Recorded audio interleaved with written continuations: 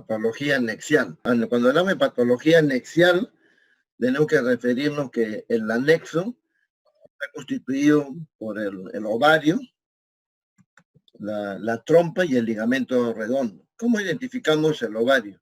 La ecografía, y sobre todo la ecografía transvaginal, permite visualizar perfectamente el ovario con todas las características que vamos a ver ahora. Y también cuando normalmente no se observa la trompa. Y si se observa la trompa es porque tiene alguna patología, como que se ha llenado de líquido, hidrosalping, cuando se llena de líquido, o se ha llenado, está acumulada de sangre, un hematosalping o un piosalping, ¿no? Que llena de pus. Entonces, o una salpingitis que tiene una infección de la trompa. En esos casos solamente es que se ven las trompas. Acá, si, este es el ovario, ¿no? Ven el puntero, ¿no? El ovario. Sí, sí. Y acá este largo que se ve acá, este acá es la arteria ilíaca. Entonces, para visualizar el ovario, ustedes pueden estar en el serum, en todos los centros hay ecógrafos y el serumista tiene que hacer por lo menos ver dónde está el ovario. Muy fácil, localizan esto, la arteria ilíaca, y encima de la ilíaca, como vemos, ahí aparece el ovario. Entonces, ese es el punto de referencia. Hecho estas consideraciones, cuando nos referimos a la patología del ovario, tenemos que ver si son masas quísticas o sólidas. Acá también viene otra cuestión fundamental. Cuando nosotros examinamos una tumoración en el ovario, ¿no? Algo fundamental a determinar es, la primera pregunta, ¿esta masa que estoy palpando es quística o es sólida? Porque el pronóstico y la etiopatología es totalmente diferente. Entonces, primera pregunta, ¿es quística o es sólida? Si es quístico, no debe, por lo general son cuestiones benignas, funcionales, no amerita gran preocupación por lo general. Pero si es sólida, así sea pequeño, sí me debe preocupar, porque yo estoy en la obligación de descartar, en primer lugar, un cáncer de ovario, si estoy frente a una tumoración sólida, ¿no? Pero sería muy triste que una persona venga, le palpaba una tumoración sólida, no le prestaba atención. Cuando estaba chiquito tenía 3, 4 centímetros y después ya viene al año ya con un tumor ya avanzado, con metástasis, etc. Entonces la obligación es detectar precozmente. Cuando hablamos de tumoraciones quísticas, estas pueden ser por diversas causas. Son quistes funcionales, los cuerpos lúteos, los cistoadenomas, que son cistoadenomas serosos y mucinosos, y los quistes paraováricos, o sea que se forman al costado del ovario, y paratubáricos, al costado de la trompa. Los quistes funcionales aparecen con frecuencia, se observan como una masa ecolúcida, así negra, y pueden adquirir tamaños ciertamente significativos, pero si son funcionales, al siguiente ciclo, por lo general desaparecen, o a veces administrando algún antiinflamatorio, desaparece. Muchas veces dicen, hay que operar este quiste. Tiene un quiste, señor, hay que operarle. Va a entrar al momento de la operación, no hay ningún quiste, porque había sido un quiste funcional y desapareció. Los cuerpos lúteos también es otra cuestión de confusión. Ustedes saben que cuando los folículos que están en el ovario crecen, y cuando ya van a estar próximos a ovular, o cuando ovulan, cuando se rompe el folículo y sale el óvulo, tiene un tamaño en promedio de 20 milímetros, 22 milímetros. Pero a veces no se rompen y no sale el óvulo. Y crece hasta 30, 35, o sea, 3 centímetros y medio, 4 centímetros, grandes, se forman, son cuerpos lúteos. También dice, uy, acá tiene un quiste que hay que operarlo. No, es un cuerpo lúteo que en el siguiente ciclo también desaparecerá. Bueno, y después vienen los cistadenomas, eso que vamos a ver. Y Y las masas anexiales ya sólidas y que en la ecografía lo vemos como imágenes complejas, o sea, que no solamente son llenas de líquido, son los quistes hemorrágicos, ¿no? Que también tienen una imagen característica. A veces el quiste funcional del cual le había hablado se rompe y se llena de sangre, de forma como un hematoma, ¿no? Uno puede confundir si se escucha que hay un cáncer, hay algo malo. El cuerpo lúteo hemorrágico también, los endometriomas, que es una patología muy frecuente, ¿no? La endometriosis, y que causa infertilidad y sobre todo dolor a la mujer. Dolor en la menstruación, dolor pélvico crónico, es una causa de dolor pélvico crónico, y también de dispareunia, ¿no? Los quistes peritoneales también se pueden asentar en ese lado del anexo. El hidrosalping o piosalping o hematosalping, que también ya les había hablado. Los teratomas, ¿no? Los teratomas, que son tumores que tienen las 3 líneas celulares, endodermo, mesodermo y ectodermo. Y por lo tanto, en un teratoma, cuando uno lo opera, ¿qué cosa va a haber? Va a haber pelo, huesos, grasa, todo. Y en la ecografía tiene sus imágenes también, más o menos características que vamos a observar. Y las neoplasias epiteliales, pues, que son a las 8 múltiples, y que hay que tenerlas muy en cuenta y estamos en la obligación de descartarlas. Otros tumores sólidos en los anexos son los fibromas, así como hay fibromas en el útero, pueden haber fibromas en el ovario, los tecomas, los tumores de células germinales, las enfermedades metastáticas, el tumor de Brenner, que son raros, también se observan. De repente, entonces, ¿cuál es la mejor forma de diagnosticar estas tumoraciones?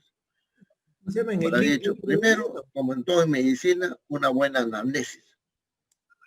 Cómo es que aparece, tiene dolor, ha sangrado, ha cambiado el régimen catamenial.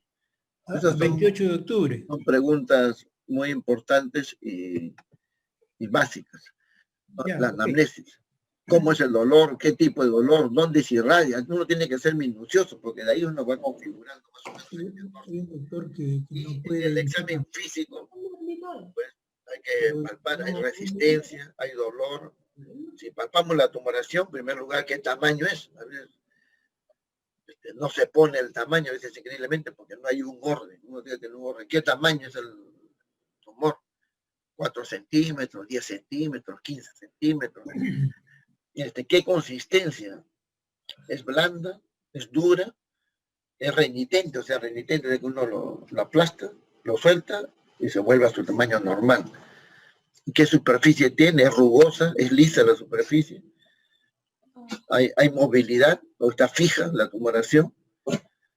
¿Hay dolor a la palpación de la tumoración, a la palpación superficial, a la palpación profunda, a la movilización? Entonces, todos esos datos tienen que quedar registrados. Entonces, y si nosotros observamos o palpamos una tumoración, entonces tenemos el examen de elección es la ecografía. Ahora, la ecografía, más precisamente la ecografía transvaginal, donde se introduce el traductor por la vagina y se examina.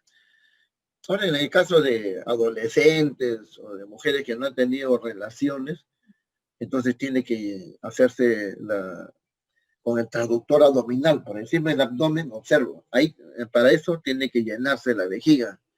Tengo que decirle a la mujer que tome líquido y que llene la vejiga, para que la vejiga haga una ventana empujando los intestinos y uno pueda ver. El mejor conductor para el ultrasonido es el líquido. Entonces tiene que llenar la vejiga. En el caso de la ecografía transvaginal no es necesario, al contrario, se le dice que diccione, que la vejiga tiene que estar vacua. Y entonces hacemos la ecografía. ¿Y qué rendimiento en cuanto al diagnóstico tiene la ecografía? Es muy grande. Acá estamos citando a estos autores. Poníamos Soles, Kujak, Alcázar. No ha conectado bien. Son referentes de la ecografía mundial. Y por ejemplo, en la ecografía 2D, que es la ecografía normal, mira, algunos le dan hasta el 100%, 80% de sensibilidad, o sea, de 100 tumores, 80, se diagnostica entre 80 y 100%. Y si a eso le sumamos la ecografía 3D, ¿no? En 3 dimensiones, 3D que se llama, aumenta la sensibilidad mucho más todavía. Y en cuanto a la especificidad, también es altísima, como podemos observar, ¿no? Hasta más del 99%. O sea, si nos sale una ecografía que es normal, que esto es un tumor benigno, etc., o que no hay tumor, la posibilidad de que realmente sea así es cercana al 100%. Pero para determinar esto, no es cuestión de solamente con la ecografía ver qué tumor es, ahí ya mide tanto, no. Ustedes tienen que, no se pueden contentar con ese dato, si es sólido, si es quístico y si el tamaño. Hay una serie de características, ¿no?, ecográficas que nos van a ayudar a precisar más el diagnóstico y a que el diagnóstico pueda ser más certero. ¿Cuáles son esas características? Por ejemplo, si vemos un quiste, ¿no?, en primer lugar, como habíamos dicho, si es sólido o es quístico o es mixto, o sea que tiene parte sólida y parte quística. Otro también, este tumor es en un solo lado, unilateral o es bilateral. Las superficies, se ve la pared claramente irregular o tiene entrantes y salientes, ¿no? También el volumen, por ejemplo, un quiste de más de 10 centímetros de tamaño, ya hay que sospechar de malignidad. El volumen también es importante.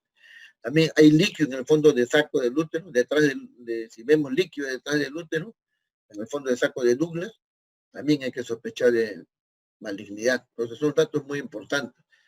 La edad de la mujer también. No es lo mismo ver un quiste de 7 centímetros, un quiste así puro, único, una joven que una mujer ya de 60 años. Una mujer de 60 años, porque va a tener, una joven podría pensar un quiste funcional, pero una de 60 años, que yo diría descartar en primer lugar un cáncer. Pero aparte de todas estas características que estamos diciendo, también tenemos que ver, ¿tiene septos? O sea, ¿tiene tabiques el quiste? ¿O solamente es un solo quiste que no tiene nada dentro? Tiene tabiques. Y si tiene tabiques, ¿qué grosor tiene el tabique? O sea, hay que medir el tabique. Si ese tabique es más de 3 milímetros de grosor, ese es un sospecha de malignidad. ¿Tiene papilas dentro? O sea, estructuras papilares dentro de la tumoración. Si tiene, también es otro parámetro que nos puede indicar que ese tumor no es así nomás de simple, y que tiene cierto potencial maligno o que ya es maligno. También este grosor de las papilas, qué tamaño es para las papilas, qué porcentaje ocupa, ¿no? Y también una cuestión fundamental, emplear el Doppler color. El Doppler, como sabemos, mide si hay flujos o no hay flujos. Entonces, esa es una cuestión fundamental. Si yo veo un quiste y no hay flujos, no debe preocuparme mucho. O aleja un poco la posibilidad. Porque ustedes saben que en las neoplasias una característica fundamental es que hay neoformación de vasos. Una neoplasia por sí está sumamente vascularizada, hay neoformación de vasos. Entonces, en un tumor de ovario, lógicamente, o cualquier tumor, hay mucho flujo sanguíneo, aumenta. Y entonces, ¿cómo determino yo eso? Con un simple Doppler, con el Doppler veo no hay flujo, más posibilidad que sea benigno. Pero si hay flujos, más posiblemente que sea maligno. Y no solamente determinar si hay o no flujos, sino qué velocidad tiene y qué resistencia tiene esos vasos sanguíneos. Porque ustedes saben que a menor resistencia hay mayor flujo, ¿no? a menor resistencia, si el vaso tiene la pared muy gruesa o más angosta la luz, a mayor resistencia, entonces pasa menos sangre. Pero si el vaso tiene un diámetro de luz más amplio y las paredes están más adelgazadas, entonces ofrece menos resistencia y va a haber más flujo. Y justamente en el cáncer hay más flujo, entonces tenemos que medir la resistencia de esos vasos. Además, se ha determinado una resistencia por debajo en general de 0,5 o de 0,46, dice la mayoría, un índice de resistencia. En el Doppler ustedes ponen y ahí les sale la resistencia, pulsatividad, etc. Ya les sale automáticamente en las máquinas actuales. T20 tiene resistencia mayor de 5, más posiblemente sea benigno. O si tiene resistencia menor de 5, menor de 0,46, como dicen la mayoría de autores, entonces debo sospechar y debo descartar una neoplasia, ¿no? Bueno, y en base a esto es que se han hecho una serie de score. Todos estos ya se habían hecho estudios desde los años 90, porque el Doppler se introduce en los años 90, ya, pero muy poco, por ejemplo, acá en nuestro medio, a partir del 2000 ya entra la ecografía, es algo relativamente nuevo. Y la ecografía Doppler todavía más, acá en nuestro medio, el año 2000 ya entra con más intensidad el uso del Doppler, pero en los años 90 ya se hacen todos estos estudios primigenios y que no han sido variados con el tiempo. Por ejemplo, acá, bueno, no se mueve, es un video, pero por ejemplo, ¿qué cosas debemos acá observar? Acá está la arteria ilíaca. Tenemos que observar la pared. Esto es medirlo. Si es más de 3, peligroso. Es menos de 3 la pared, más posible que sea benigno. El contenido, acá el contenido, todo es líquido, porque da color negro, así, anecoico se llama. Allá, ¿hay tabiques? No hay tabiques. O sea, no hay septos. Entonces parece benigno, pero, caramba, acá tiene una excrescencia, una papila. Entonces, ¿qué tamaño tiene esta papila, etcétera? El siguiente paso va a ser ponerle el Doppler, si acá hay flujos, si hay flujos en la pared del quiste, etcétera. Todo eso tenemos que observar, ¿no? Y así se han hecho, pues, y se han sacado inclusive la sensibilidad, la especificidad de cada una de estos parámetros que les estoy hablando. Por ejemplo, el grosor de la pared, si es más de 3 milímetros, tiene una sensibilidad del 65% y especificidad del 94%. Quiere decir que si es menos de 3 milímetros, ¿no? Menos de 3 milímetros, de más del 90%, es benigno, ¿no?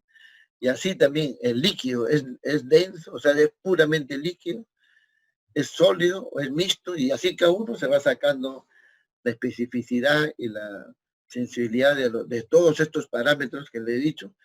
También hay otro parámetro que es la ascitis, que es el líquido en el fondo de saco, ¿no? Si yo veo líquido en el fondo de saco de Douglas, 88% de sensibilidad para malignidad y 88% si es que no hay de que sea benigno. Y entonces así es como comienzan a hacerse todos estos estudios, y uno de los estudios más importantes que hasta ahora se emplean es los parámetros de Alcázar, ¿no? Alcázar hace poco vino al Congreso, que lo trajimos acá al Congreso de la Sociedad Peruana de Ginecobstetricia, y él ha hecho su famosa tabla de Alcázar, donde él básicamente le da una puntuación cuando hay proyecciones papilares, cuando hay áreas sólidas o ecogénicas, ¿no? O sea, áreas, lo sólido se ve blanco en la ecografía.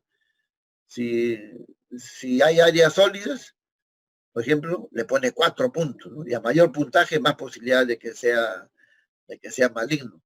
Hay flujo sanguíneo, si el flujo sanguíneo es periférico o no hay, le pone 0, pero si el flujo es central, es peligroso, un signo importante para malignidad. Entonces acá, más de 6 puntos, ya hay que sospechar de malignidad. Entonces, en el Doppler también la velocimetría Doppler.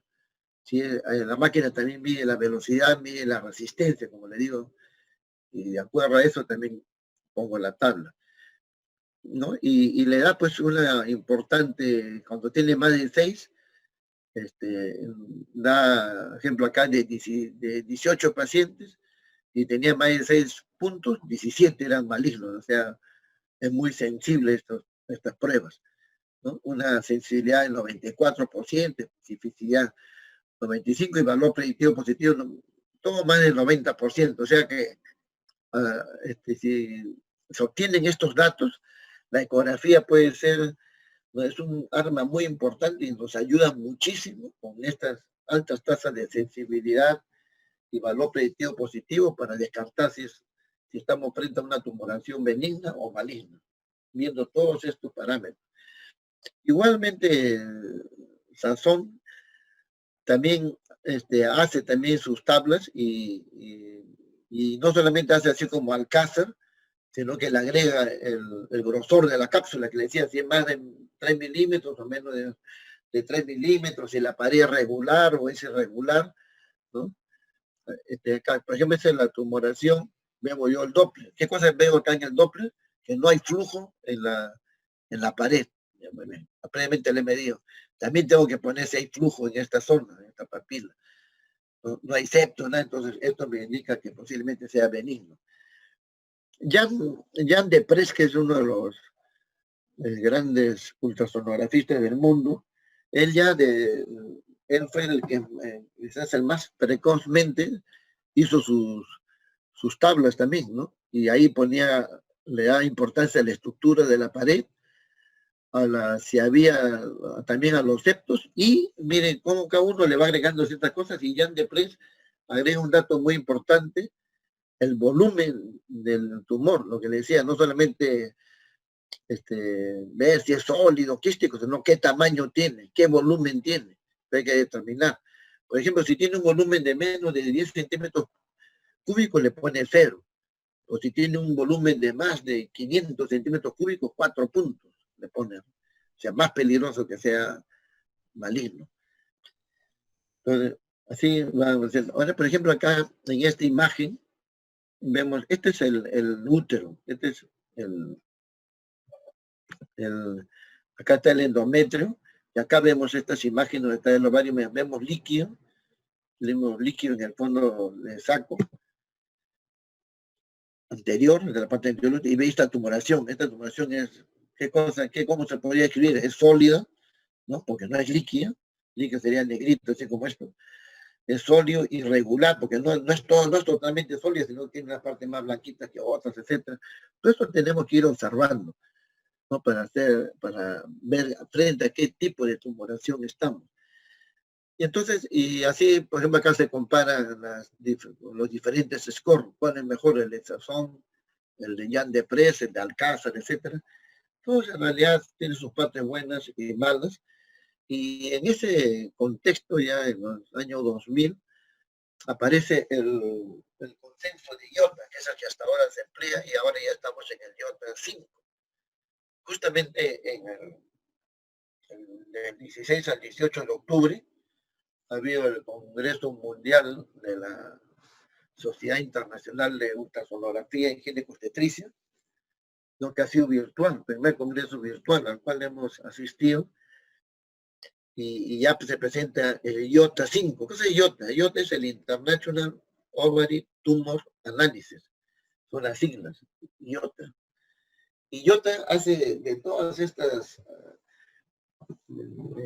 estudios, Dil Timmerman y Tom Bourne, que son los creadores del IOTA, lo sistematizan y también ya le agregan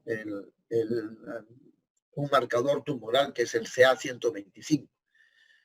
Entonces, en el IOTA, todo eso sistematizan y le agregan otras cuestiones, por ejemplo, si la tumoración presenta sombra acústica o no presenta acústica, es totalmente sólida,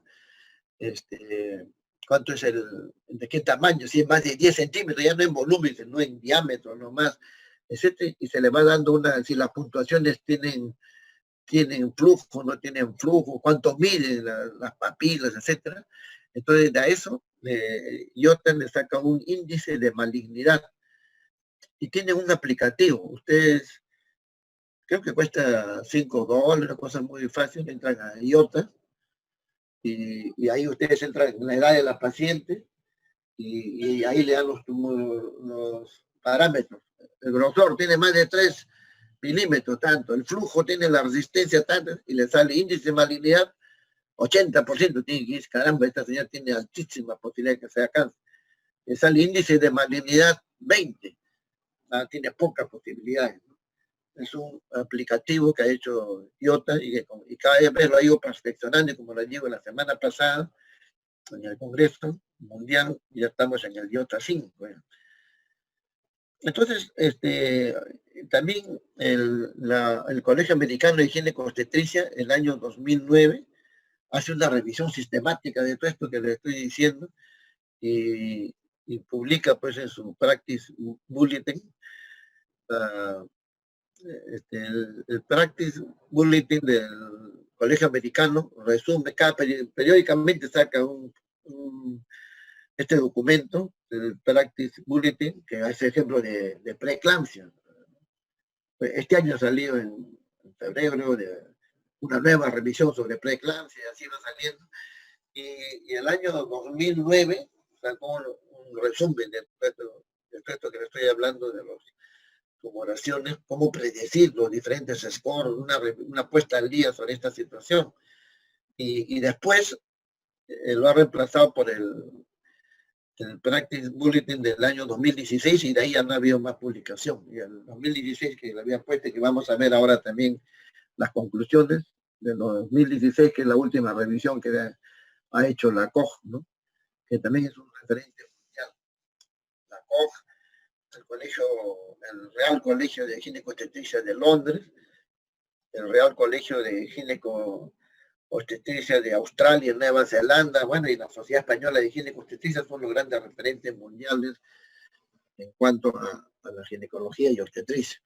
Bueno, este hace un gran estudio, ve a 21,000 pacientes abundantes y evalúa 21,000 masas anexiales, encuentra 15,000 benignas, 434 límites y 5,800 malignas. Y evalúa todos estos, la COG evalúa todos estos parámetros, el desazone, y le hace una curva ROC. Usted sabe que cuanto más está acá al ángulo, la curva ROC es mejor. Evalúa el Alcázar, el Jan de Presa, Son, Lerner, Jan de Presa, todo esto evalúa. ¿Cuál es el mejor? Ferraz, mira, todo esto tiene sus Taylor, Gramberg, a todos le hace su curva ROC para ver cuál, este es un metaanálisis, y determina que el mejor, el que se acerca más precisamente hace el diagnóstico, sería el de Sazón, que no es tan famoso como Jan de Presto, por su curva es la más efectiva. Pero acá también viene y se agrega desde el año 1990, hace tantos años, ya 30 años, hace el índice de malignidad, ¿no? El RMI, donde le decía que es una ecuación donde incluyen un marcador tumoral, que es el CA125. ¿No? Esto le ponen de acuerdo, le ponen 0 a 3, de acuerdo si es una paciente premenopáusica, posmenopáusica, una serie de situaciones. ¿En qué estadio? Si es menopáusico, premenopáusico, cuánto tiene de CA125, etcétera, y de ahí saca también un porcentaje, que es el índice, y al mayor, si es más de 200, más de 250, ¿sí? Determina que muy probablemente con una alta precisión hay una sensibilidad del 91% de que es maligno. Ahí agregando todos estos parámetros, agregando el marcador, el CA125. Y después ha habido pues el RMI2, y ahí prácticamente se ha quedado, porque después ya se ha hecho variaciones. Ahorita también hay, pero prácticamente es lo mismo, ¿no?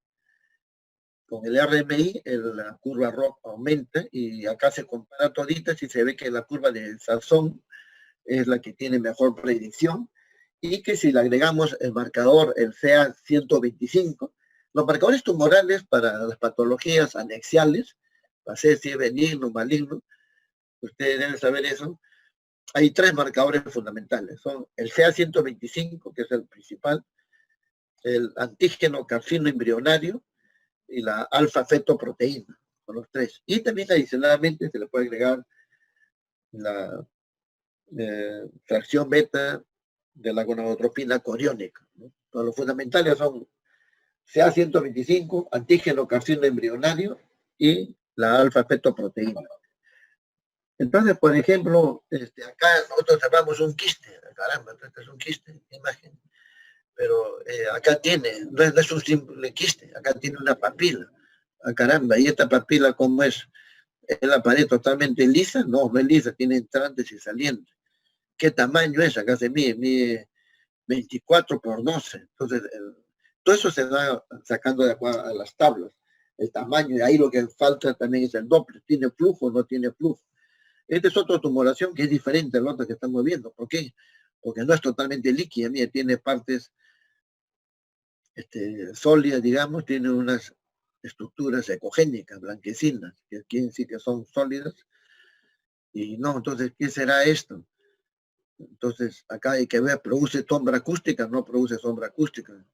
En el Doppler tendrá flujo, no tendrá flujo. Entonces, pues, así se va determinando si esta tumoración, qué cosa es. Ahora, hay tumoraciones que tienen unas imágenes muy características, por ejemplo, el endometrioma. El endometrioma es así parecido a eso. Pues su imagen característica es que da una imagen en vidrio esmerilado, o vidrio pavonado. Entonces, esa es el que veía un endometrioma y dice, no, este es un endometrioma, porque da una imagen muy característica. Entonces, también con la ecografía nosotros palpamos un tumor doloroso, etcétera, y podemos ver, pues acá, como acá hay una imagen sólida y hay otra estructura más sólida dentro, más ecogénica, con zonas líquidas. Entonces, esto puede ser una trompa, ¿no? Y esta es la luz de la trompa, la pared está toda inflamada, un absceso se ha formado, un absceso, ¿no? Imágenes un poco viscosas y sólidas o líquidas combinadas. Entonces, podemos relacionar siempre con la clínica, ¿no? La situación no es, pues, el ser humano es un maniquí que nosotros vemos, a ver, y ver, ¿no? Digamos, ¿qué cosa es? Yo veo esta imagen, pero ¿qué edad tiene esta paciente? ¿Es una niña? ¿Es una joven? ¿Es una anciana? ¿Tiene fiebre? ¿No tiene fiebre? Entonces tenemos que adicionar eso para que el diagnóstico sea más preciso. Porque si yo solamente diagnostico así nomás de acuerdo a la imagen, puedo equivocarme, ¿no? Igual, ejemplo, acá otra imagen. ¿Qué cosa nos llama acá la atención? Que tiene bastantes puntos, mire, puntos ecogénicos. O sea que acá hay un líquido, pero con estructuras sólidas, puntiformes. ¿Qué será? Puede ser un absceso, puede ser también un endometrioma atípico, ¿no? Varias situaciones. Entonces acá nos ayudamos del CA125. Ahora le habíamos dicho el tamaño, mire, más de 10 centímetros, posiblemente sea maligno. Ahora, acá no hay tabiques, la pared delgada, pero mire, 171 milímetros, miren acá, por 156, o sea, es un tumor inmenso. Ya por el tamaño nomás, así no haya tabique, ¿no? Esto hay que pensar que puede ser algo maligno, porque tremendo quiste, ¿no? Creo que eso ya hemos visto, acá está repetido. Allá. Ejemplo, acá está otro. Mire, la tumoración, acá hay un poco de líquido alrededor y hay una masa sólida, acá pues definitivamente sólida, las paredes están más o menos delimitadas, eso hay que ver, ¿no? Y está en el ovario. Entonces, esta masa sólida, ¿qué cosa es? ¿Será un tumor maligno, benigno? Entonces, ahí tenemos que ver. El hecho de nomás que sea sólido, como hemos dicho, según estos scores ya le dan 4 puntos más, porque es el hecho que sea todo sólido, es potencialmente maligno. ¿Ahí qué cosa faltaría? Ver el Doppler, si tiene flujos o no tiene flujos. Si hay líquido o no hay líquido en el fondo del saco. Este otro, pues mire, tiene acá, pero también tiene partes líquidas. Entonces, caramba, ¿qué será? Y ahí también tiene una parte acá del ovario con sus folículos. Pero esta parte sólida también tiene unos trayectos acá fibrosos. No produce sombra acústica. Entonces, esta es una tumoración mixta. ¿Cuáles son las tumoraciones mixtas? Tengo que ver en las diferentes categorías de tumores. Acá, en este caso, los videos están un poco... Bueno, ahí vemos que había flujo alrededor. A pesar que hay una tumoración grande, flujo, y no hay flujo central.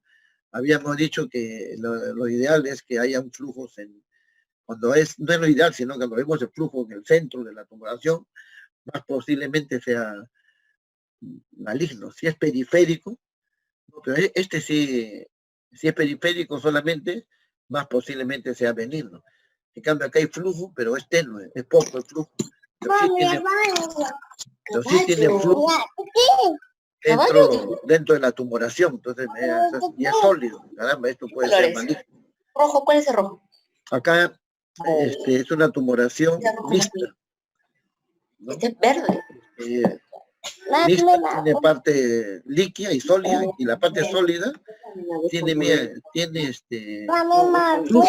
cuando el queso tengo que contar la parte sólida tiene flujo, eso ya me hace sospechar. Entonces, punto, ahí entonces ya tenemos hay un audio que está... Sí, doctor, disculpe, Yolanda Francia, ¿puedes silenciar tu audio, por favor? O en todo caso, doctora Velardo, ¿puedes silenciarla? Ya, entonces, Gracias. entonces acá vemos una tumoración mixta, parte sólida y parte quística, ¿no? Sólida quística. Le pongo el Doppler y sale flujo. Caramba, ahí puede ser esto maligno. Y le mido el Doppler, mido el flujo y sale un índice de resistencia. Acá está, índice de resistencia, miren, 0.49, menos de 0.5. Pues yo de ver nomás sé que la resistencia es alta porque tiene la diástole, esta es la sístole y esta es la diástole está alta. Entonces yo de ver esto tiene índice de resistencia menos de 0.5, entonces muy probablemente acá hay que descartar obligadamente un cáncer, ¿no? ¿Qué cosa? Voy a pedir tengo que pedir los marcadores tumorales, ¿no? Aparte del CA125, el carcinoma embrionario, etcétera. Acá también igual esa otra tumoración. Acá otro. ¿Esto qué cosa es? ¿Saben qué cosa es esto? Que esto vimos. Este es un quiste en un feto, porque lo que está acá es la vejiga. Este es un quiste tremendo que ocupaba todo la parte baja del abdomen de un feto, ¿no? De un feto por el sexo femenino, un quiste de ovario, o sea, hasta en la vía fetal ya se desarrollan a veces quistes de ese tamaño, ¿no? Un poco también raro de esa magnitud, ¿eh? Un quiste en la vida intrauterina. Y acá vemos, como le decía, el Doppler nos ayuda acá. Esta imagen, cuando vemos así, mira, esta es la imagen que no es totalmente líquida, que sería así negro, así, sino así medio pavonado, así. Esta es la imagen en vidrio esmerilado, que es típica del endometrioma. Acá también se ve. Ahora, el endometrioma tiene una característica que no tiene flujo, porque esta imagen, no es un endometrioma cualquiera, porque es un endometrioma que Bajos Arena, es otro español, autor importante, clasifica los endometriomas, porque normalmente el 99% son así como esto, pero hay un porcentaje de casos que presentan así, la imagen bilateral y una parte sólida, ¿no? Entonces, y eso hace equivocar a algunos, pero Bajo Arena yo lo he descrito que puede ser endometrioma tipo 1, 2, 3, y en esos casos, cuando hay cierta duda, ponemos el Doppler. Y no hay flujos en el endometrioma, no hay flujo dentro de la tumoración. Acá. Entonces es otra característica y el Doppler está normal. Ahí ven su sístole, diástole, normal. Y otro de los tumores muy importantes que se observan con frecuencia son los cistoadenomas. Los cistoadenomas pueden ser de dos tipos, serosos o mucinosos. Los cistoadenomas serosos son tumores grandes, así como ese que uno a veces sacamos así, y que dentro hay fundamentalmente líquido, una sola bolsa de líquido, o tiene un tabique, a lo mucho. Y los mucinosos se caracterizan porque tienen múltiples tabiques y el contenido es como gelatina, ¿no? Como moco. Entonces acá se ha hecho una histerectomía, entonces el útero, y acá está el tremendo tumor de cistoadenomas seroso. Y, ejemplo, acá, este es un tumor y acá mira, tiene múltiples septos. Entonces yo de ver estos tantos septos, digo, este debe ser un cistoadenoma mucinoso. Y efectivamente así está en la patología, ya cuando extrae la pieza, cistoadenoma mucinoso. Y ahora hay otros equipos que son los ecografía 3D HD, ¿no? HD, una nueva tecnología que, mire, con ecografía, esta es una imagen ecográfica, cómo podemos ver así, de forma espectacular. Claro que son equipos caros, no valen como $800,000, así. Y acá mire esto que le decía, como los cistoadenomas mucinosos, acá en la ecografía parece, esto parecía un endometrioma, pero tenía estas partes, quistas, estas paredes que había acá, entonces, y sale un líquido espeso, blanco. Igualmente múltiples quistes. Mira, pero acá este es un carcinoma, ¿ya? ¿Por qué carcinoma? Porque tiene mucho flujo, no a diferencia de los otros. Este flujo, le pongo el doble de flujo. Y si le mido el doble, le hago la flujometría, mide la sístole y la diástole. A mayor diástole, quiere decir que hay mayor flujo. Acá hay un altísimo flujo, y acá el índice de resistencia, pues, ¿cuánto será?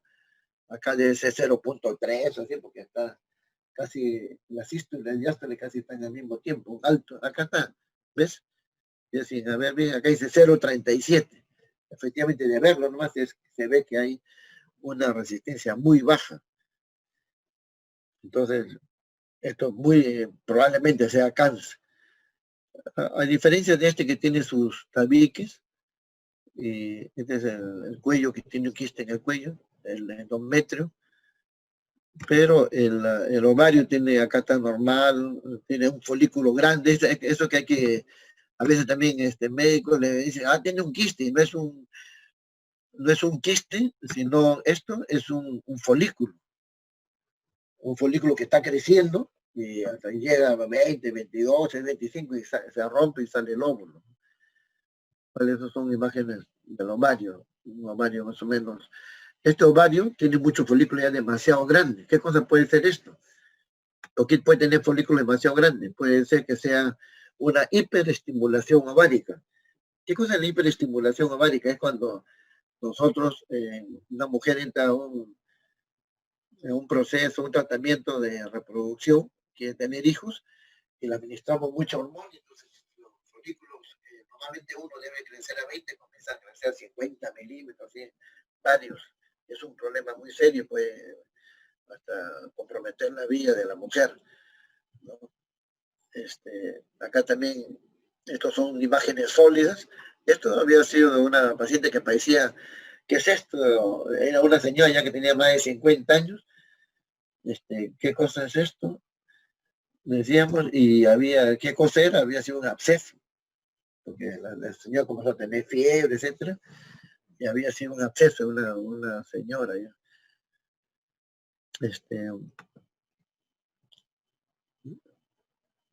Bueno, es una imagen quística ya, totalmente quística, ahí no hay problema.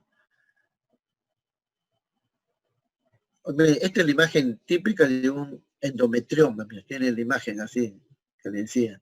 Hay bien grandes, a veces mide 10 centímetros por 6 centímetros. Una imagen típica, un endometrioma. Bueno, acá también ya hay imágenes amorfas, todo que pueden ser, más que nada, los abscesos dan imágenes parecidas a eso. Bueno, y así,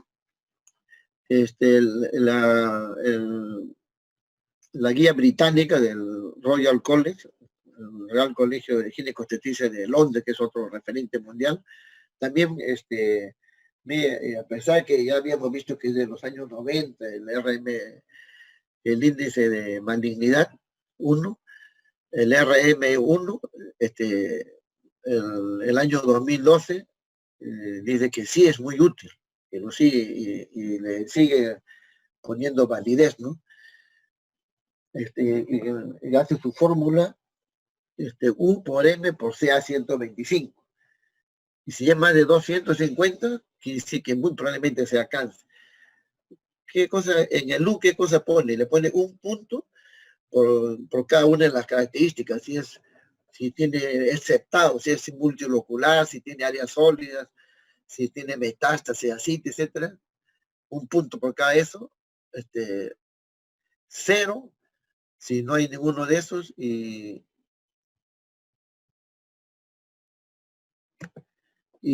un punto por cada uno de estos scores hasta 3 máximo, ¿no?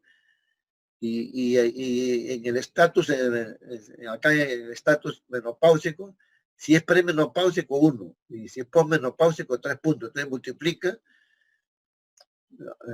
esto máximo es 3, porque si tiene acá 5 características, ya no le pongo 5 puntos, sino 3 nomás máximo, y multiplico 1, porque, diré, si tiene ejemplo acá 3 puntos, es posmenopáusica, 3 puntos más, 3 por 3, 9, y lo que salga en el CA125. El CA125, el valor normal es menos de 30, menos de 35. Pero, por ejemplo, tiene 50, y está elevado un poco. Entonces sería 3, tenía 3 puntos. Por 3, 9. Por 50, 450. Y dice, si tiene más de 250, altísima sospecha de malignidad. Entonces, eso corrobora, por ejemplo, acá también. Este es el IOTA, que ve los flujos. Y acá, esta es una masa también con una cantidad de flujo dentro de la masa. Ahora, con el 4D también, miren cómo se ve que acá tiene otra estructura dentro, etcétera, una estructura sólida. Acá, la IOTA le pone líquido y sólido. Entonces, tenemos que evaluar. Solamente acá es sólido, pues tiene papilas, pero las papilas tienen flujo, sospechoso. Tiene flujo, la papila tiene con flujo muy sospechoso. Acá está todo normal, pero hay que medir cuánto mide el grosor. Este parece un poco grueso, pero acá la he medido ya, mide 1.6 milímetros. Hemos dicho que más de 3, entonces más de 3 sospechosos, debe ser benigno. Debemos de medir, según yo, si hay ascitis, el flujo que vemos ahí, la edad, si es menopáusica o posmenopáusica. Los tabiques, no solamente si hay tabique, sino qué grosor tiene el tabique. O si el tabique va de lado a lado, es completo, solamente queda hasta la mitad. Entonces, esos pequeños detalles son los que marcan la diferencia. Acá, mire, tiene papilas. ¿Tiene flujo? No, la primera pregunta. Sí, tiene flujo. Esto es muy sospechoso de cáncer. Igual, para el cáncer del valle, de Kuljak, que es otro autor, también saca la vascularización. Si el flujo es central, más sospechoso, que si fuera periférico es menos sospechoso. Si hay un quiste dentro de la tumoración y el flujo es periquístico, es menos peligroso. Si hay quiste en el septum, en la papila, inclusive se hace un mapa vascular y se va determinando esto, la malignidad de estas tumoraciones, ¿no? Acá mi ejemplo tremendo flujo acá, ¿no? Esta tumoración. Yo de ver, digo, puede ser un cáncer esta situación. Pero también, como dice acá muy bien, cuando vemos esto acá, esta imagen, esta es la imagen en halo de fuego o anillo de fuego.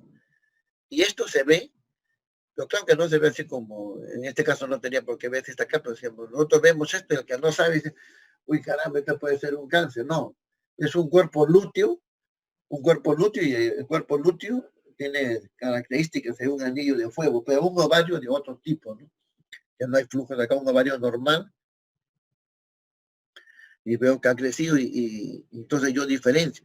¿Por qué es importante esto de determinar el cuerpo lúteo, el anillo feo? Porque digo, gente será ectópico, no veo el saco gestacional ectópico, y sí, pero no hay saco, pero mira, acá tiene un cuerpo lúteo, y si tiene un cuerpo lúteo, de repente está gestando, porque acá este característico es un anillo de fuego.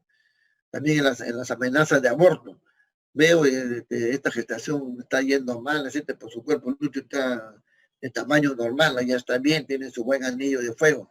Este cuerpo lúteo está muy chiquito, el anillo de fuego está débil, entonces es sospechoso, ¿no? También hay que ver el calibre, si la señal es continua, aparece. Bueno, mira, cuántas características, si el flujo está en la base o está en el centro, está en la periferia, todas esas cuestiones, o sea, no es cuestión pues, de solamente poner ya tiene un tumor y punto. Tiene que ver todas estas características que le estoy diciendo.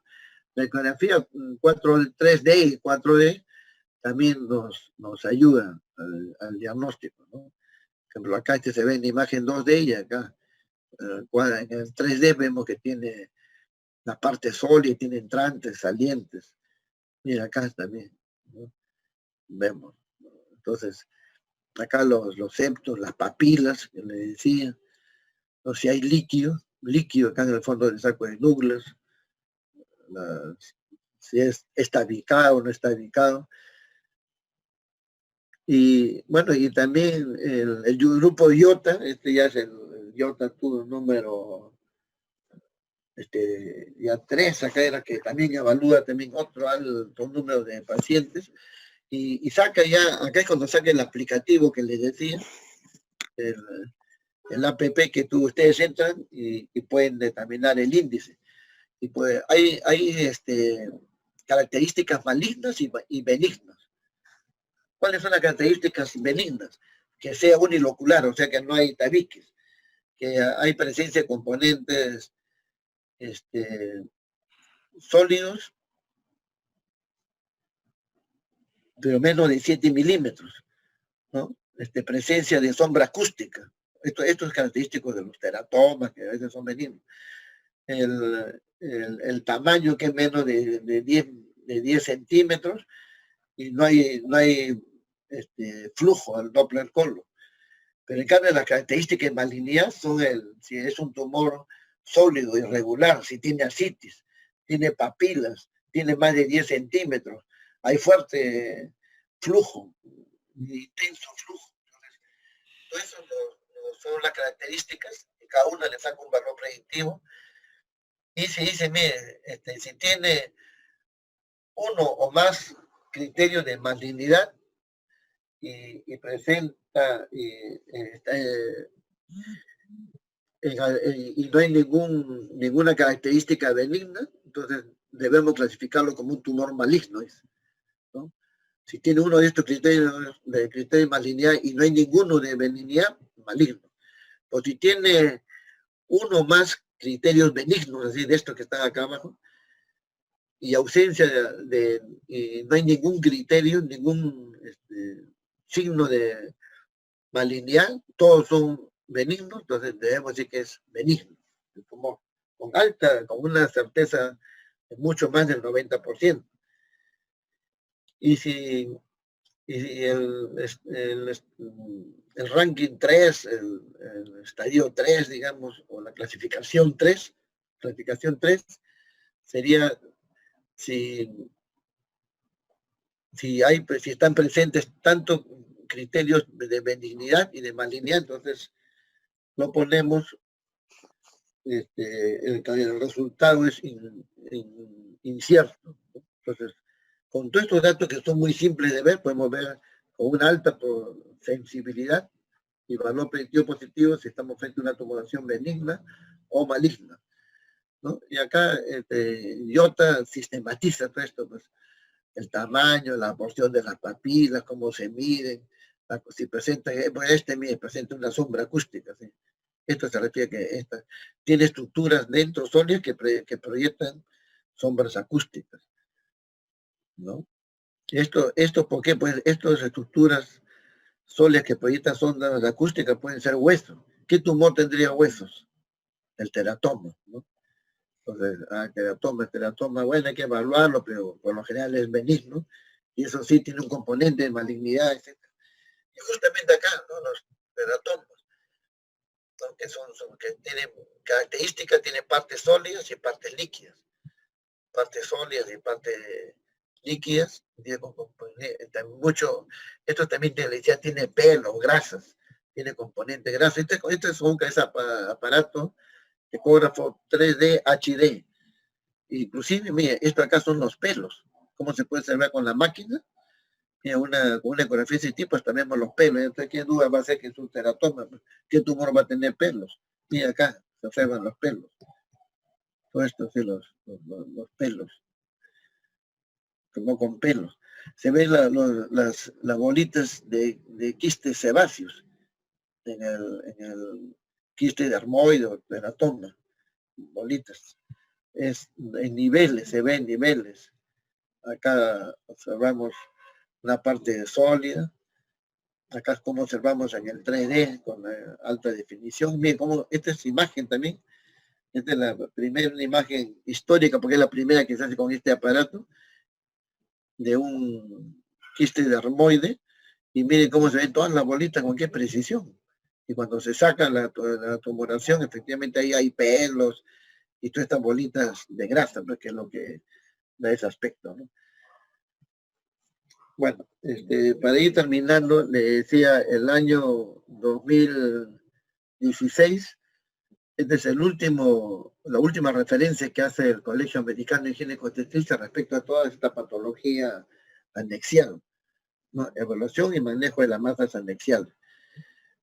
Y ahí, ya para tiempo ya nos gana, ahí dice que aparte también del CA125, también se ha identificado la proteína 4 del epididymo humano como un biomarcador potencialmente útil, ¿no? Acá en nuestro medio todavía no hay esto, pero ya se está empezando a emplear, esto es algo muy reciente, el año 16 salió esto, y ahora los laboratorios están empleando muchos biomarcadores para el cáncer, etcétera, y una de estas es la proteína 4 del epididymo humano, ¿no?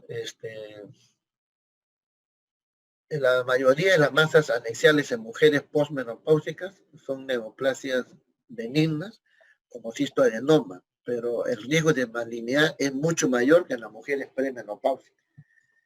Esa es una cosa muy importante, pero no, una cuestión fundamental, como he dicho, es la historia clínica, no solamente ver la masa que estoy viendo. ¿Esta masa a quién pertenece? ¿A una premenopáusica o a una postmenopáusica? Entonces, eso cambia mucho el pronóstico. Ahora, de 100 masas en la posmenopáusica también no quiere decir que todas son malignas. Como dice acá, la mayoría son benignas. Pero tenemos el deber de descartar una malignidad.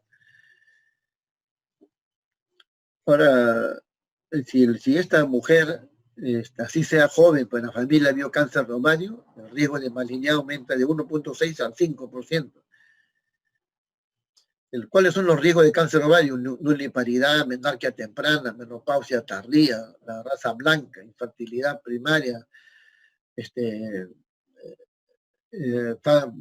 fallas en el endometrio, por ejemplo, también pues, son problemas.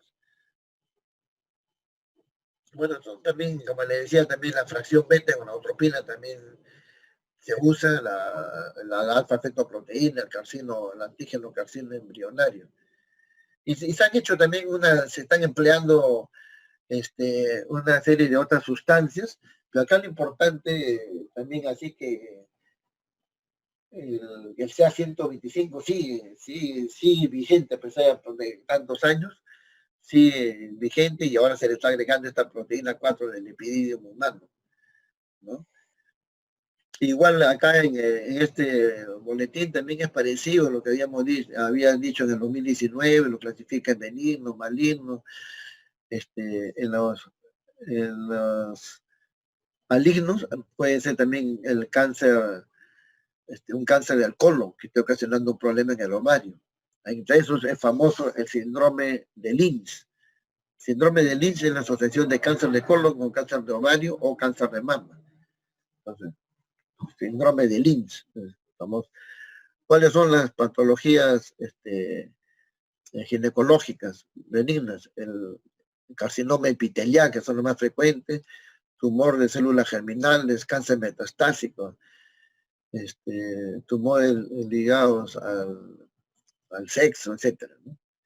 Y estas son las no ginecológicas, que le decía el síndrome de Lynch, y otro, un riñón ectópico.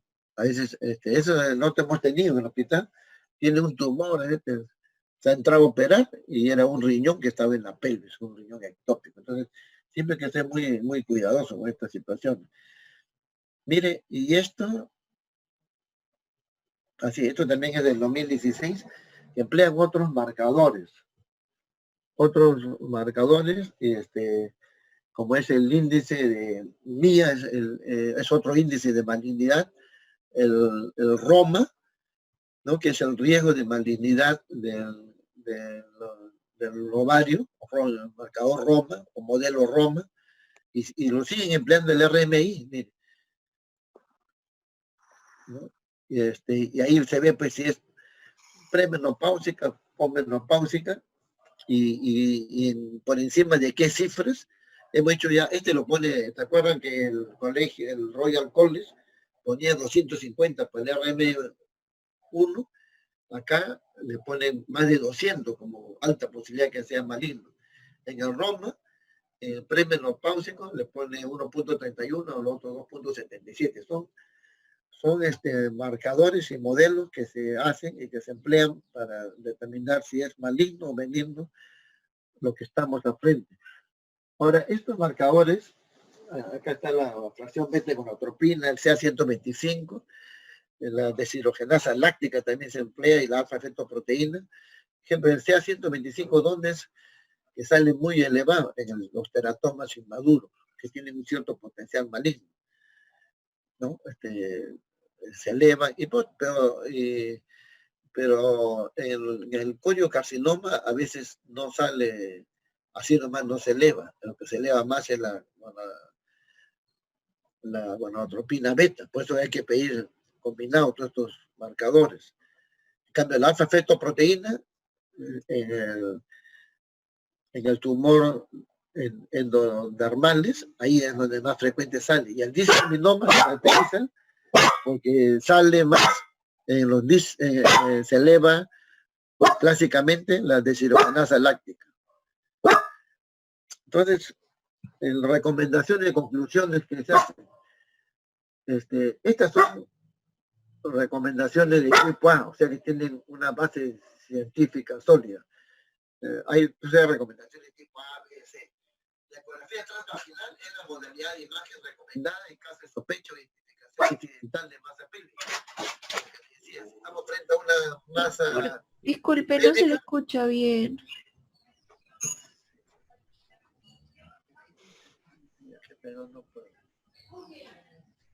Entonces, la ecografía transvaginal es la modalidad de imagen más recomendada, ¿no? Y más útil. Ahora, otras modalidades alternativas de imagen no han demostrado superioridad suficiente, la resonancia magnética, etc. Entre los hallazgos ecográficos que deben alarmar al médico respecto a la malignidad, eso que debemos tener presentes, el tamaño del quiste. Un quiste, como les decía, más de 10 centímetros, ponernos en alerta.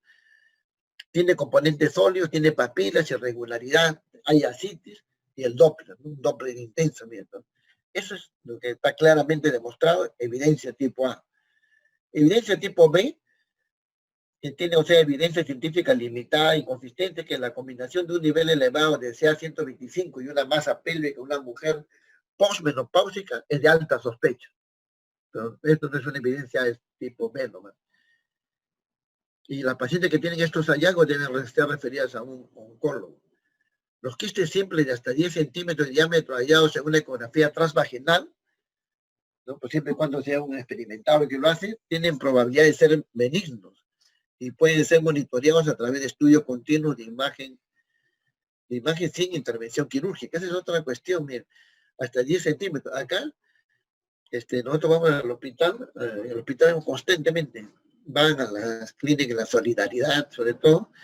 Dice, doctor, he venido ¿por qué viene? Pues, porque quiero que me operen, porque iba a la clínica de la Solidaridad y me he dicho que tengo un quiste.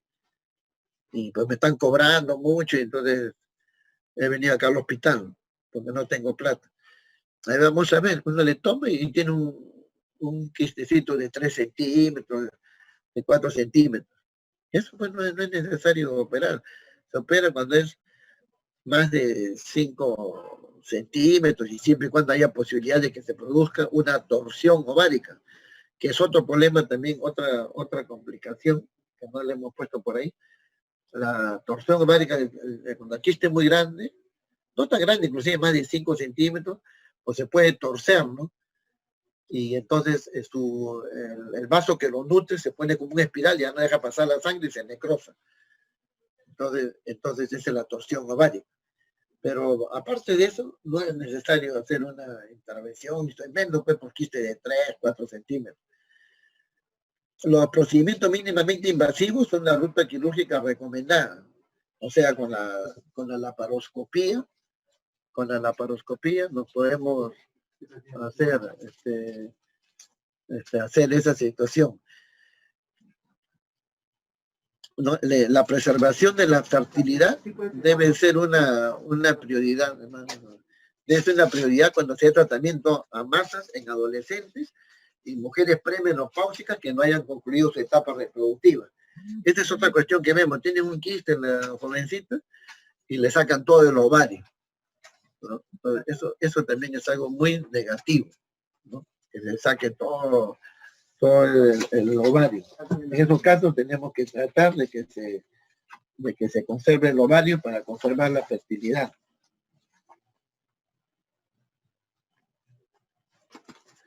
Ya,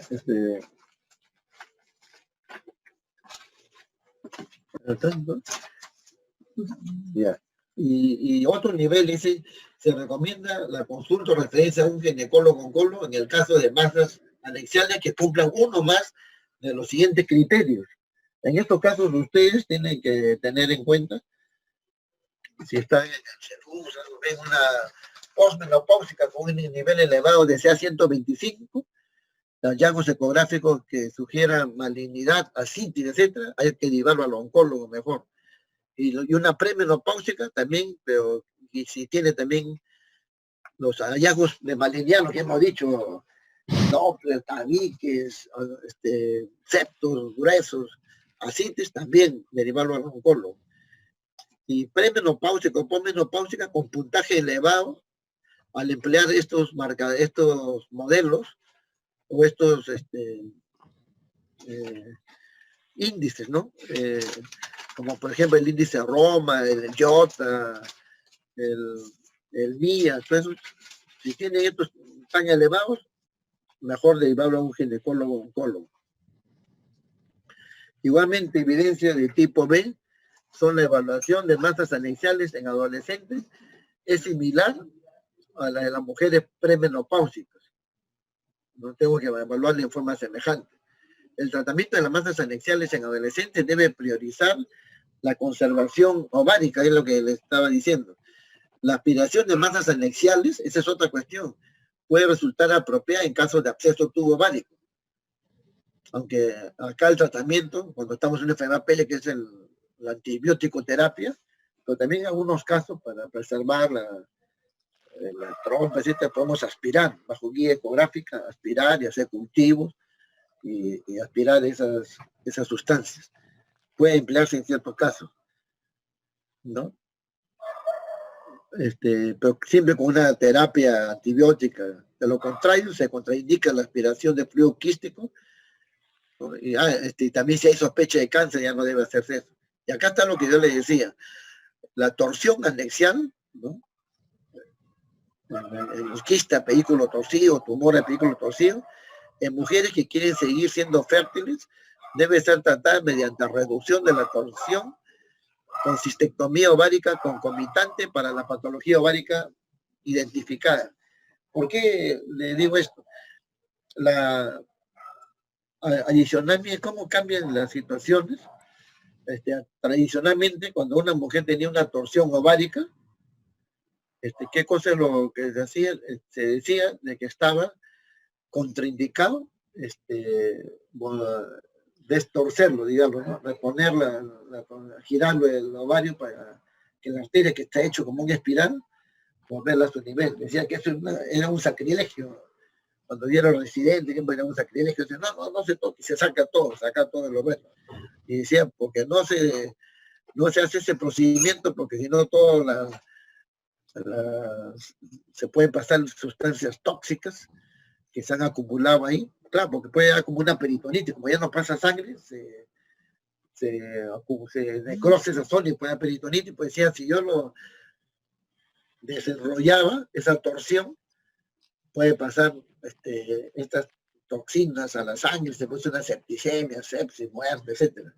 Es un sacrilegio. Y después se ha visto que esa es una tontería y que en ciertos casos, como dice acá, uno lo puede, es mentir eso, uno lo puede desenrollar, ¿no? Y si hay una parte que está necrosada, saco solamente la parte necrosada para que la mujer siga dejando una parte del ovario para que siga siendo fértil.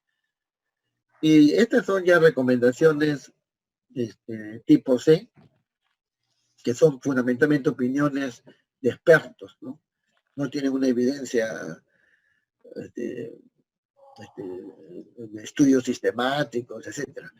Dice, se pueden utilizar paneles de biomarcadores séricos, como lo que me ha dicho Roma, IOTA, etcétera, como una alternativa al nivel de CA125 al momento de examinar la necesidad o pasar a consulta con ginecólogo.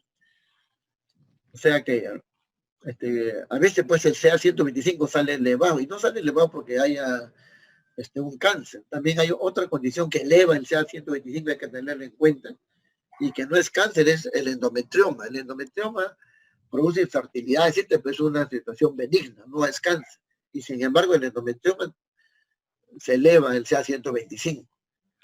Entonces, ahí, como dice acá, hay que emplear para estos índices, Roma, IOTA, etc.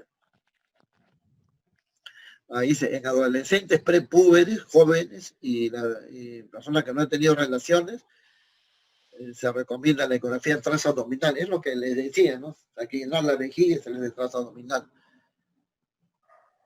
Dice, este es otra, bueno, todo es un tema, justamente hoy día, a las 6:30, la Federación Latinoamericana de Sociedades de Ginecobstetricia va a haber un webinar para tratar, porque todo es una polémica. ¿Cuándo debo operar un endometrioma? ¿Debo operar un endometrioma de qué tamaño? ¿Sí chiquito? Antes se operaba, ahora se dice que solamente se opera cuando es más de 4 centímetros. ¿Cuándo debo operar los endometriomas? ¿Debo operar los endometriomas en las adolescentes? Teniendo en cuenta que si al sacarlo le estoy sacando parte de su ovario, voy a producirle una insuficiencia ovárica, probablemente va a quedar peor, con más posibilidades de ser infértil la parte de la endometrioma, etc. Todo esto es una polémica que tan es así que le decía que hoy día se van a reunir a las 6:30 expertos del mundo y van a tratar ese tema, ¿no? La mayoría de masas iniciales durante el embarazo parece tener un bajo riesgo de malignidad. Efectivamente, a veces en el embarazo, muchas veces vemos complicaciones, pero por lo general son benignos, y es lo que dicen los expertos, ¿no? Y esto, ya para terminar, que nos hemos pasado, esto es lo que le decía en el último congreso, que por la pandemia del coronavirus ha tenido que ser virtual. Entonces, la ISUG, ¿no?, que es la Sociedad Internacional de Ginecobstetricia, ultrasonografía en ginecobstetricia, ISUG, ¿no?, hace su congreso, pues siempre, ¿no?, igual la coge, el último congreso de la FIGO fue en Río de Janeiro, el anterior fue en Vancouver, y así hace, antes del último congreso del ISUG había sido en Turquía, y ahora por la pandemia se ha tenido que hacer virtual. y ha sido del 16 al 18 de octubre. Y ahí hubo ha habido bueno, y ahora pues eso es la nueva modalidad, ¿no? La nueva normalidad. Entonces uno, así como antes tenía que pagar para ir, ahora uno paga y le dan una clave para que entre al Congreso, si no, no pueden entrar. Y bueno, yo asistí a este Congreso en los días previos, muy interesante. Ahí han estado pues Dick Timmermans, Tom Boros y todos estos que le estaba hablando, Jan de Presa, etcétera. Y hubo un simposio sobre masas anexiales. Y ahí, ya en resumen, porque se habló bastante con diferentes ponentes sobre este tema, y ahí le hacen también la especificidad de estos marcadores. El RMI sigue siendo alto, hay otro que es el LR2, otros marcadores, pero acá lo que más importante de la novedad es que el modelo ATNES es así como el IOTA, y así como el ROMA, es un modelo que se emplea, ATNES, que ya se está empleando en los años previos, pero ¿a qué cosa saca acá? Una cosa importante, que habíamos dicho, ¿se acuerda de que el Royal College había dicho que había que asociar el CA-125, etcétera, ¿no? En cambio acá, este es Tom Moore, la foto es el famoso Tom Moore, que habló y se puso, y esto en su estudio que han hecho, y que lo han presentado en el Congreso, dice que no varía la especificidad cuando el modelo ATNES lo asocia con el CA-125,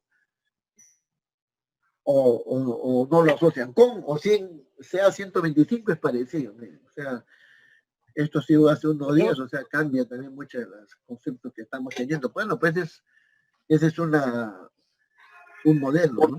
Y un estudio, pero para que vean, las situaciones van cambiando, pero mientras tanto nosotros tenemos que darle importancia al CA-125, ¿no? Si en un examen le preguntan el CA-125, etcétera, no, va a decir, no sirve porque en el Congreso han dicho todavía no, esto recién se ha dicho, es un estudio que se ha hecho.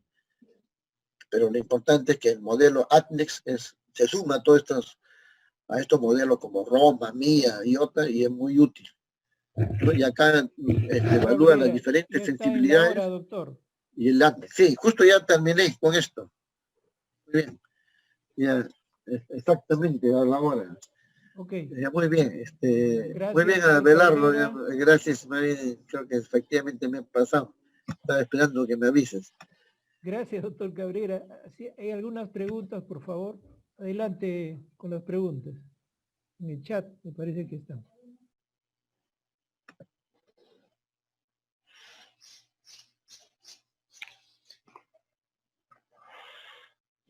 María Alejandra, ¿puedes leer las preguntas?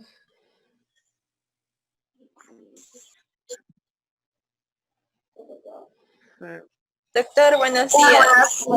Bueno, buenos días. Sí, buenos días. Dígame. No, sino que no hay preguntas en el chat. Ya, muy bien. Renzo Fernández está levantando la mano, doctor. Ya ha pasado solo la teoría. ¿Solo la teoría? No, sí, pero después de esto viene el caso. Ya, no, está hablando, creo que no es pregunta, está haciendo. Bueno, no hay preguntas, ¿no? Recién se está levantando. Sí, se está. Doctor. Chica con 14 años con fibra de loma gigante. Doctor, hay una pregunta de Conrado Castro. Yo solo tengo ese tratamiento, voy a decir mastectomía, jódanse. Nada más. ¿Cuál es la pregunta? Tengo un archivo ahí donde he puesto información, solo tengo que leerlo. ¿Cuál es su pregunta? La pregunta está leyendo otra cosa, creo.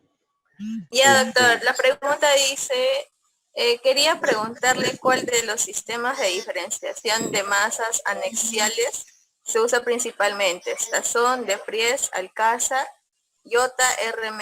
Ah, ya, el que justamente el IOTA fue como un consenso. Dirk Timmerman y Tom Born, que son de Bélgica, ahí como dice Leuven, en esta ciudad, ¿cómo se llama? Leuven, en la ciudad en Bélgica. Ellos son los que sistematizan todo, y para no estar que yo empleo Alcázar, yo empleo de Press y cuál es mejor, etc. El IOTA es una sistematización de todo eso.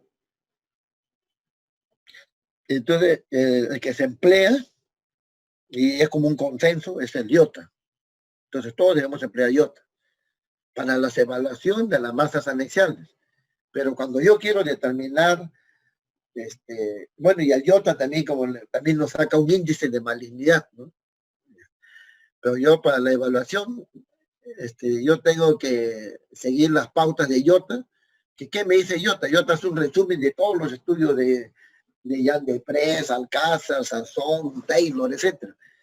Entonces, ¿cuáles son esos criterios? Le he dicho, ¿no? Si es sólido, si es quístico, si tiene tabiques, qué grosor tiene el tabique, si hay flujo en el tabique, si la cápsula que envuelve, qué grosor tiene, si hay flujo, el Doppler, cómo es. Entonces, todo eso lo sistematiza IOTA, y eso es lo que un médico debe hacer. Debe buscar todos esos parámetros.